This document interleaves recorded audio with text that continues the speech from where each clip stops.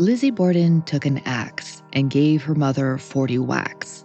When she saw what she had done, she gave her father 41.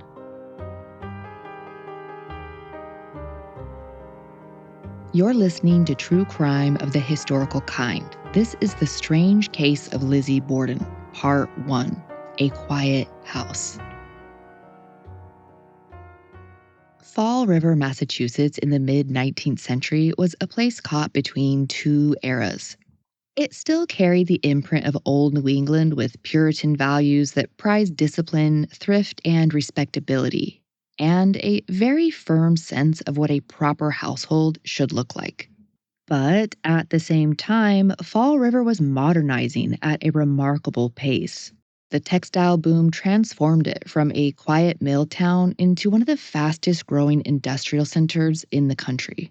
Smokestacks rose above textile mills, immigrant labor poured in from Europe as wages in America were rising quickly, and fortunes were being made. There were thousands of Irish, French Canadian, and Portuguese that didn't just bring in a difference in culture, some were bringing the religious opposition to the Puritan ideals that had brought Puritans to America in the first place. This created a social tension you can feel between Protestant and Catholicism, old money and new money set across the rigid views of a classist society. Old families held tight to the idea that wealth should be accompanied by restraint, piety, and a sense of moral uprightness, even if it was performative.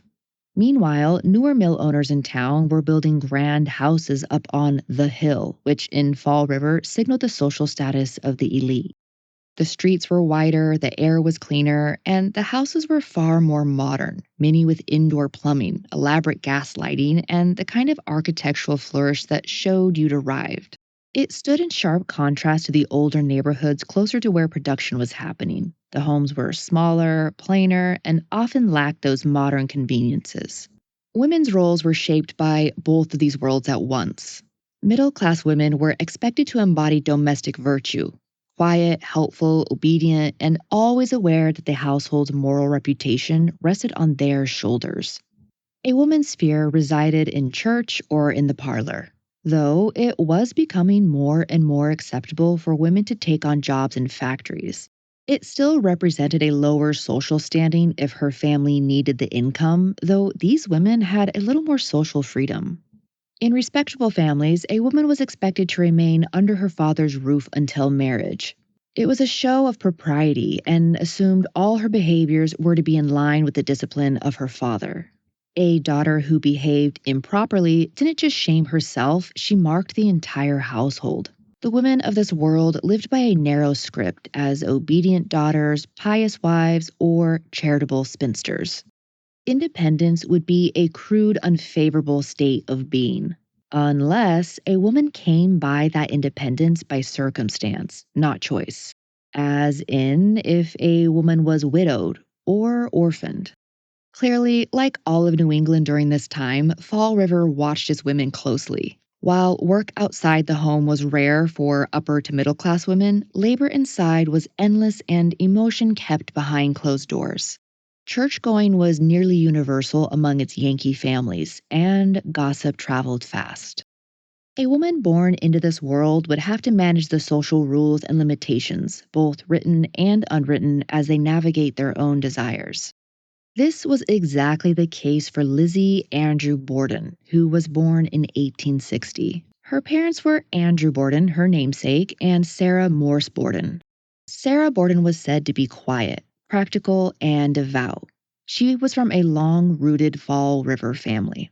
Andrew Borden was a self-made man, though you wouldn't quite know that right off the bat. He was from the old Puritan mentality that restraint was godly and frugality was honorable. He was known for being shrewd and not charitable. Andrew and Sarah were married on Christmas Day in 1845. They moved into a modest house at 92 2nd Street. They had 2 children before Lizzie was born. The oldest was a girl named Emma, who was 9 years older than Lizzie. And like her mother, she was quiet, obedient, and dutiful. After Emma, another child was born, Alice, but tragedy struck early. She died before her 2nd birthday of hydrocephalus.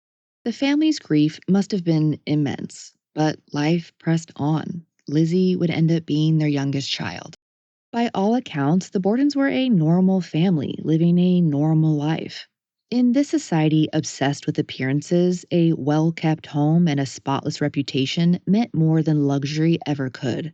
Families like the Bordens measured virtue by conservative standards. Thrift was moral and waste was sinful. Their home stood as a quiet contradiction to their financial success. It sat just a few blocks away from the bustling commercial center, a statement of restraint in a city where new money was beginning to be flaunted. The house at 92 Second Street had no indoor plumbing on the upper floor and was little in the way of ornament. The furnishings were sturdy, practical, and plain. For Sarah Borden, life revolved around the rhythms of the home, caring for her daughters, keeping the house, and maintaining the sober respectability expected of a wife and mother in a Puritan influenced New England town. She'd teach her young daughters discipline, order, and faith. Yet, in March of 1863, grief came again to the Borden home. Sarah Borden died at the age of 39 from uterine congestion, which is a Victorian phrase for gynecological issues that really masked a slow and painful decline. Emma was just 12, and Lizzie was not even 3. They'd enter morning with the heavy stillness typical of the era. Curtains drawn, mirrors draped in black cloth, clocks sometimes stopped to mark the moment of passing. These were the customs of Victorian New England, where grief moved according to ritual and propriety. For Andrew, being as practical and disciplined as ever, carried on in business stoic and steady. For Emma, it began a lifelong duty to care for her younger sister Lizzie. And for Lizzie, losing her mother at such a young age would, of course, reshape her life forever. Neighbors would have seen a family remain composed and eventually return to its household routines. But inside the Borden home, without a mother's warmth, it grew colder. In June 1865, 2 years after Sarah's death, Andrew Borden remarried. His new wife was named Abby Gray. She was a 37-year-old woman of solid Fall River stock. She was respectable, church-going, and plain-spoken. She was older than many second wives of the time and brought with her a calm domestic steadiness that Andrew no doubt valued. To the neighbors, the match seemed practical. Andrew was a prosperous man with 2 young daughters who needed a woman's guidance. For Abby, it would be a sort of opportunity. At her age, she wouldn't expect to be a first wife, and being the second wife to a prosperous man in town would essentially give her a role as the mother and charge of a home and eventual estate. Abby was seen as kind and capable, and the union promised stability, something the old society prized just as much as wealth. But inside the house, the dynamic was more complicated, as it often is. Emma was now 14 and had for the last 2 years taken on the mother role over her little sister, and may have felt like she had a part in the management of the house. Lizzie was only 5 and would have to adjust to a new woman stepping in the shoes of her late mother. In those early years, Abby likely tried to maintain order and civility, as stepmothers were expected to. It's never not a complicated dynamic, though. And even in a time where obedience and practicality were expected, small rebellions would be just beneath the surface. Lizzie called her stepmother mother for a time, which would be the norm, but as the girls grew older, the bond thinned, and Lizzie began to refer to her as Mrs. Borden. In a time and culture where family hierarchy was sacred, that single choice of words spoke volumes.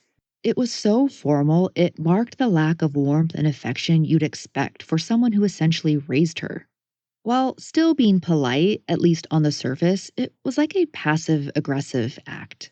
The Borden home became a quiet home, which is typically not a happy home. Though there was little evidence that the tension felt outright hostile, silent resentments and fractures would soon appear. In Lizzie's teen years, her father's success continued to flourish.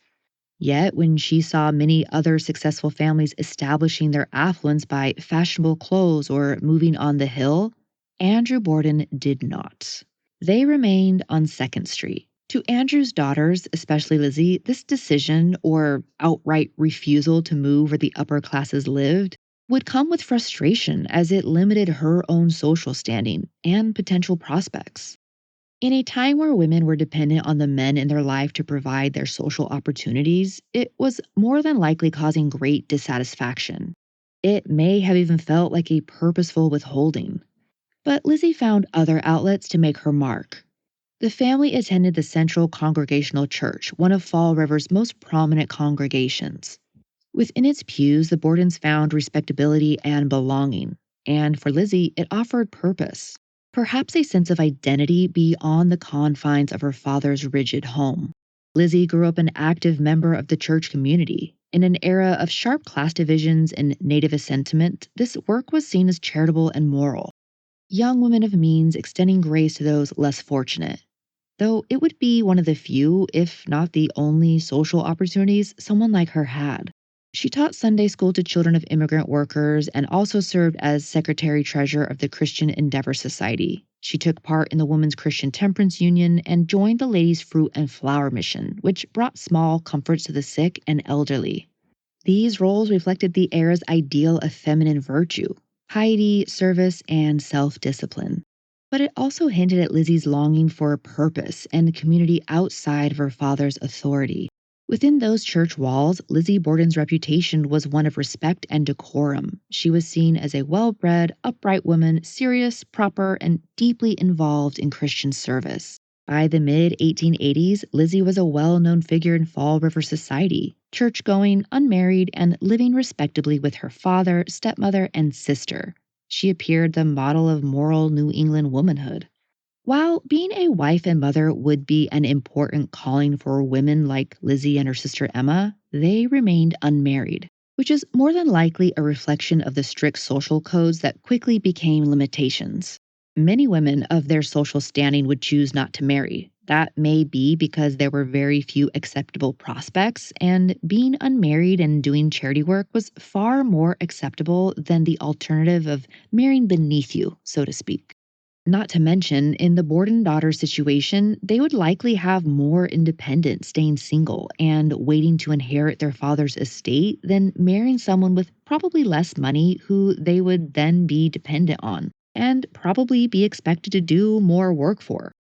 In Victorian times, spinsters were a part of a sort of counterculture that reflected how marriage wasn't all that great for women. Many saw marriage as domestic confinement. To stay single meant that they had more control over their time, their interests, and their identity.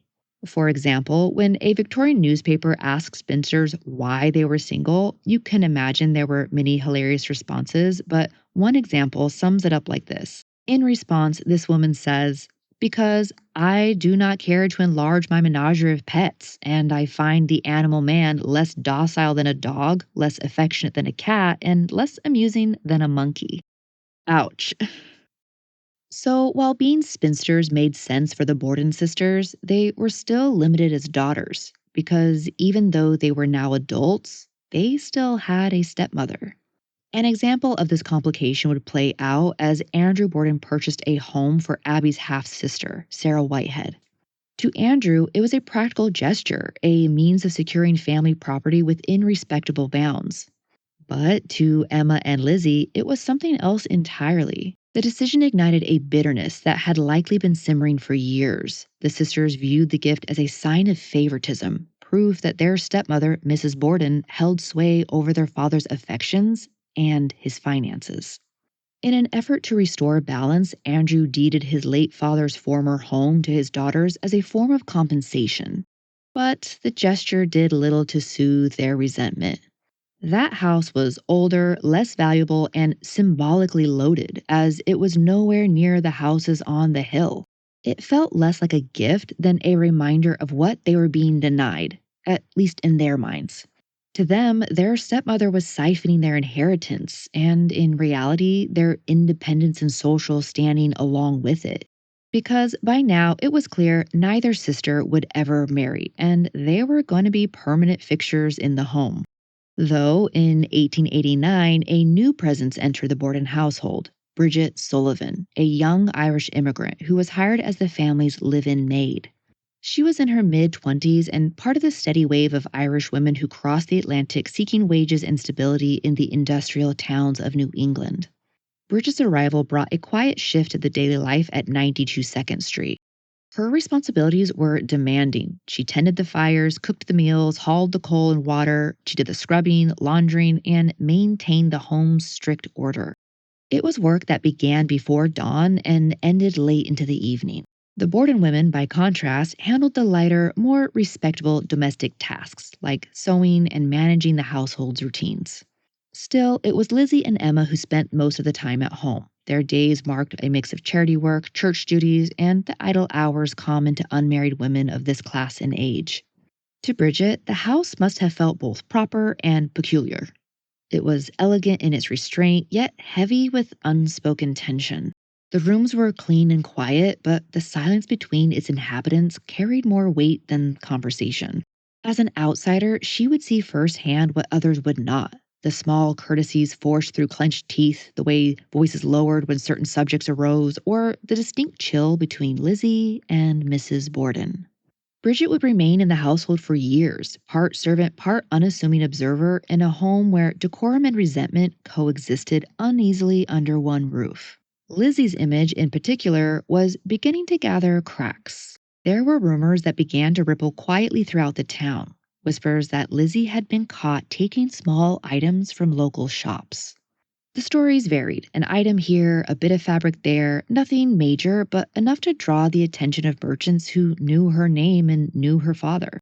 In a town where gossip was its own form of currency, such talk traveled fast. No formal arrests were ever made. When these incidents occurred, Andrew Borden, ever conscious of propriety, seemingly paid for the items and ensured the matter was kept discreet.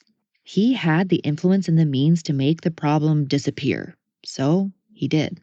To those in the know, it was quietly understood that such things were best not spoken of.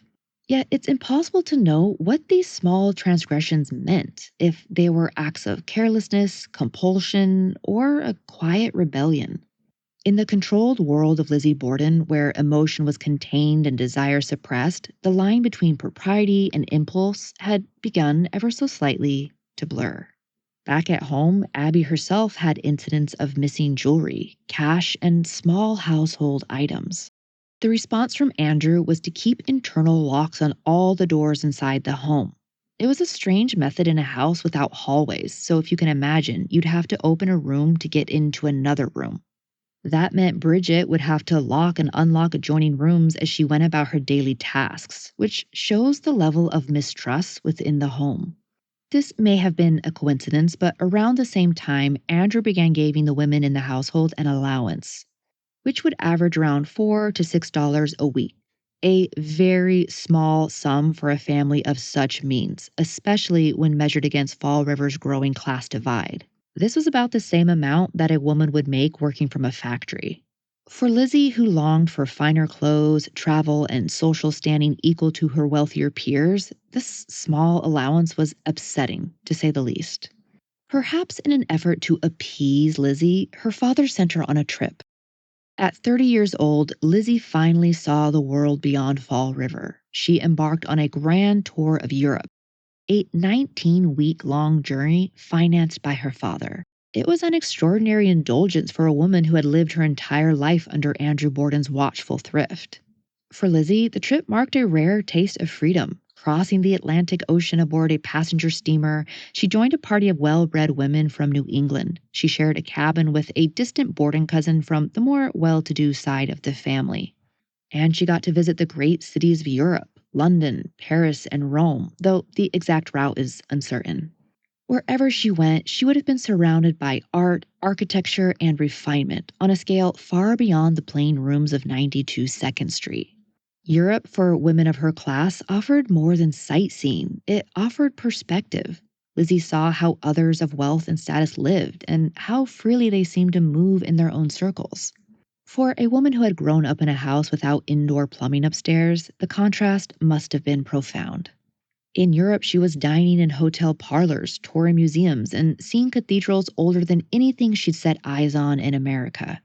Yet, when the voyage ended and she returned to Massachusetts, she came home not satisfied as perhaps her father had hoped, but restless.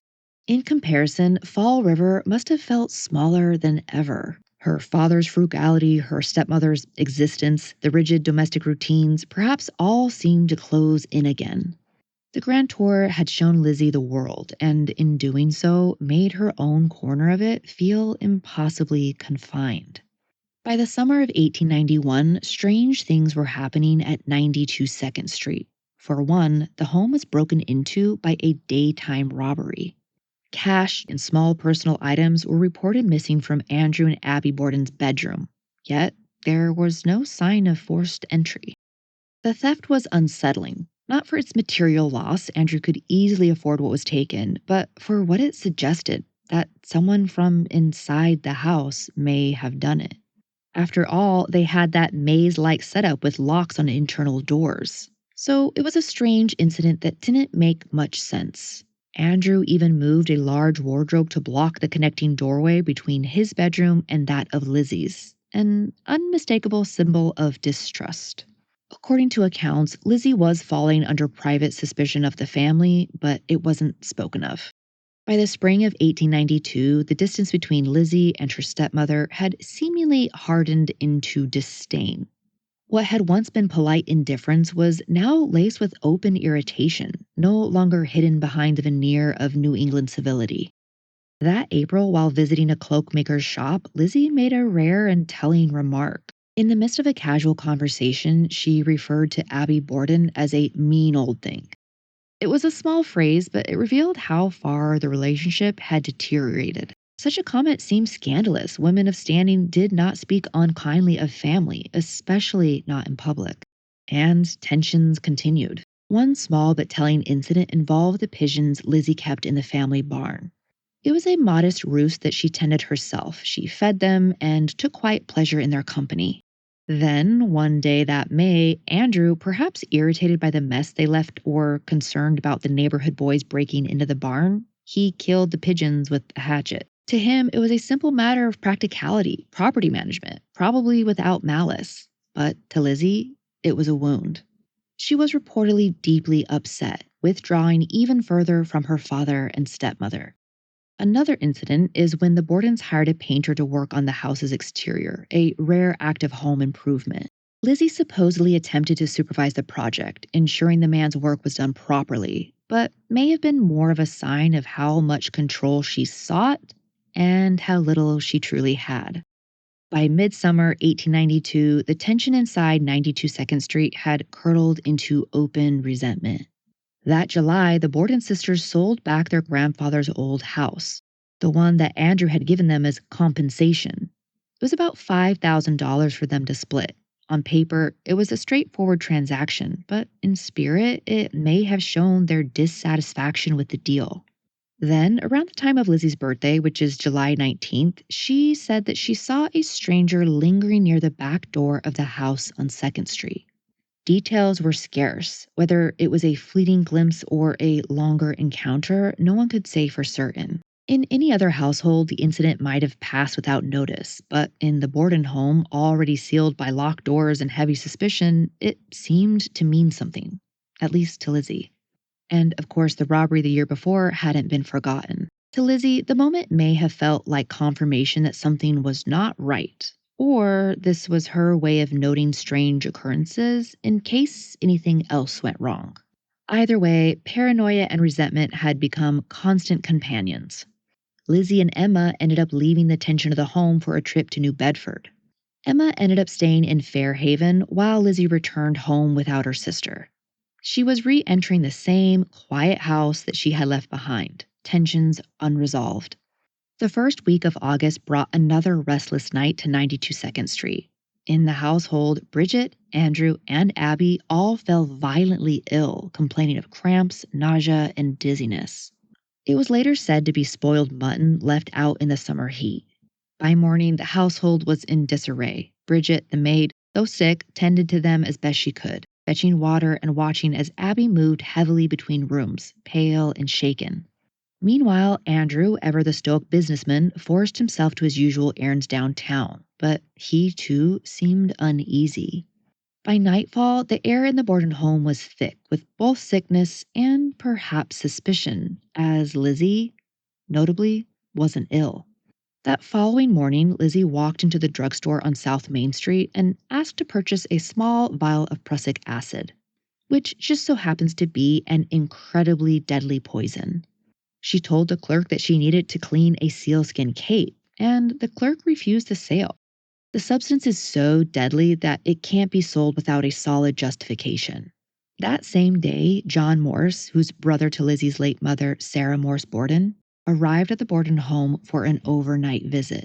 So, this is Lizzie's uncle. Morse was a quiet, practical man who often stayed with the family when in town. His arrival was not unusual, but his presence added another layer to an already strained household. That evening, Lizzie visited her friend Alice Russell, a trusted confidant who lived only a few blocks away. Lizzie told her she was worried that someone meant harm to her father or that something was going to happen. She feared the house might be broken into again, that danger was close, even if she couldn't name it. Alice would later recall Lizzie's tone as unusually nervous, almost agitated, as though she sensed trouble gathering around her. When Lizzie returned home that night, the house was dim, the air heavy with the August heat, and upstairs, John Morse retired to the guest room. Andrew and Abby had already settled in for the night. The next day, August 4th, 1892, began like any other quiet and ordinary day. Breakfast was served early that morning. Andrew, Abby, Lizzie, and John Morse gathered at the table as Bridget prepared the meal. It was an unremarkable breakfast and conversation was minimal. Afterward, John left around 8:45 a.m. to visit relatives on the other side of town. Andrew followed shortly after at 9 a.m. Inside the house, Abby set about her usual chores, dusting and making up the guest room where John had slept. It was mundane and uneventful until sometime between 9 and 10 a.m., without warning, she was attacked from behind. Abby was struck in the back of the head 19 times with a hatchet. The first strike likely felled her instantly. The rest were delivered in succession. She was left face down between the bed and the wall, her blood soaking into the carpet. Though she was about 200 pounds, no one heard her fall or any footsteps of an intruder. Around 10:45 a.m., Andrew Borden returned home.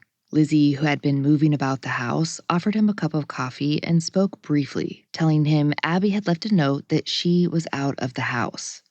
So he settled into the sitting room on the sofa to rest. Not long after 11 a.m., Andrew, too, was attacked from behind. He was struck 10 or 11 times with a hatchet as he sat on the couch. The first blow destroyed the left side of his face. The rest followed in a violent rage. His body slumped onto the couch. Just moments later, Lizzie Borden called out for Bridget, who had been upstairs. Her voice was clear and urgent. "Come down quick. Father's dead. Someone came in and killed him." This was True Crime of the Historical Kind. Thank you so much for listening. Make sure that you're following so that you don't miss part 2. Until next time, bye.